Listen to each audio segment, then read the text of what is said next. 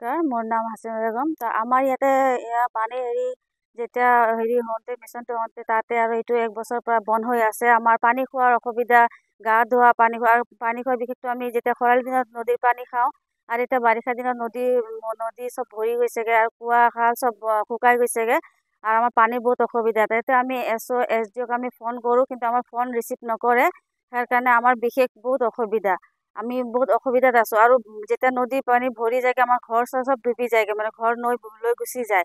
সেইটো কাৰণে আমাৰ অনুৰোধ যে আমাৰ ফোনটো ৰিচিভ কৰক। SO SDO ফোন ৰিচিভ নকৰে, একো অসুবিধাও দিয়া নাই। তাৰ কাৰণে আমি বহুত অসুবিধাত আছোঁ। হয়, আমি পানী কিনি খাই আছোঁ। এতিয়া উপায় নাই, আমাৰ পানী খাবই লাগিব। এতিয়া আমি অকণমান যি ৰুজি ৰুটি আমি কামত তাৰ পৰা আমি পানী কিনো, চাউল কিনি খাওঁ। চাউলো আমাৰ এতিয়া কিনিব লগা হৈ আছে যে বাৰিষাত, মানে সম্পূৰ্ণ বস্তু আমাৰ কিনি খাব লগাই হৈ আছে। কিমান বছৰ ধৰি পৰি আছে এইটো 1 বছৰ হ'ব, 1 বছৰ পাৰি হ'ব পৰি আছে। ইয়াতে একো সুবিধাই দিয়া নাই। আপোনালোকে যিহেতু দেখিবই পাইছে ইয়াতে, আৰু নদী ভৰি গ'লে এইখিনিও চব লৈ গুচি যাব। সেইটো কাৰণে আমি ফোন লগাওঁ, কিন্তু ফোন আমাৰ ৰিচিভ নকৰে।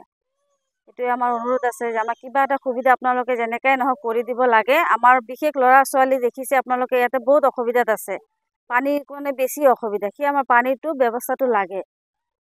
আৰু আমাৰ অনুৰোধ আছে যে SO আৰু SDO যে ফোন নুঠায়, তাৰ কাৰণে আমি ৰিকুৱেষ্ট কৰিছোঁ যে ফোনটো উঠাই আমাক কিবা সুবিধা দিয়ে। এই আমাৰ অনুৰোধ চৰকাৰৰ পৰা।